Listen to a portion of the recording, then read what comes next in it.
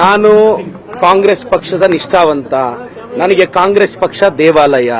ನನ್ನ AICC KPCC ನನಗೆ ಗರ್ಭಗುಡಿ ಅಷ್ಟೇ ಶ್ರೇಷ್ಠ.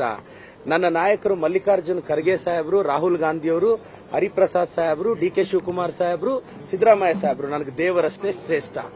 ನನ್ನಂತ ಸಾಮಾನ್ಯ ಹುಡುಗನಿಗೆ ಬಿ ಫಾರ್ಮ್ ಕೊಟ್ಟು ಟಿಕೆಟ್ ಕೊಟ್ಟಿದೆ. ನಾನು ನಿಷ್ಠಾವಂತ. ನಾನು ಆ ಸಭೆಗೆ ಭಾಗವಹಿಸಲ್ಲ. ನನ್ನ ನಾಯಕರು ಏನ್ ಹೇಳ್ತಾರೋ ಅದಕ್ಕೆ ನಾನು ಬದ್ಧ. ಜೈ ಕಾಂಗ್ರೆಸ್.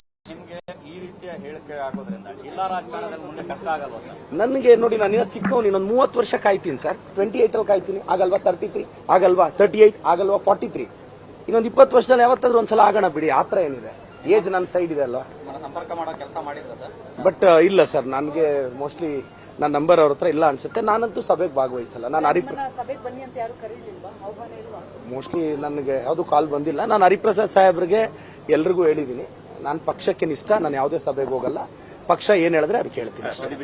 ಸಾಕಷ್ಟು ಡಿಪೆಂಡ್ ಮಾಡ್ಕೊಳ್ತಾ ಇದ್ರು, ಸಾಕಷ್ಟು ಆಕ್ಟಿವ್ ಆಗಿ ಓಡಾಡ್ತಿದ್ರು. ನಿಮ್ಗೆ ಈ ಬಾರಿ ಸಿಗುತ್ತೆ ಅನ್ನುವಂತ ಇಲ್ಲ ಸರ್, ಆಸೆ ಸಹಜ, ಬಟ್ ಸಿಗಲೇಬೇಕು ಅಂತ ರೂಲ್ ಇಲ್ಲ. ಸೀನಿಯರ್ಸ್ ಸಿಕ್ಕಿದೆ. ನಾನು ಈಗಲೂ ಹೇಳ್ತೀನಿ, 28 ಅಲ್ಲಿ ನಾವು 150 ಸೀಟ್ ಗೆಲ್ತೀವಿ. ಅವತ್ತು ನಮ್ಮ ಸುಬ್ಬಾರೆಡ್ಡಿ ಸಾಹೇಬ್ರಿಗೆ ಅವಕಾಶ ಸಿಗುತ್ತೆ ಅಂತ ನನ್ನ ಬಾಗೇಪಲ್ಲಿ ಬಂದು ಕರೆ ಕೊಟ್ಟಿದ್ದಾರಂತ ಕೆಲವರು ಕಾಂಗ್ರೆಸ್ ಕಾರ್ಯಕರ್ತರು. ದಯವಿಟ್ಟು ಹಿಂಪಡಿರಿ. ನಾವು ಪಕ್ಷಕ್ಕೆ ನಿಷ್ಠೆಯಿಂದ ಇರಬೇಕು ಅಂತ ಹೇಳಕ್ ಬಯಸ್ತೀನಿ.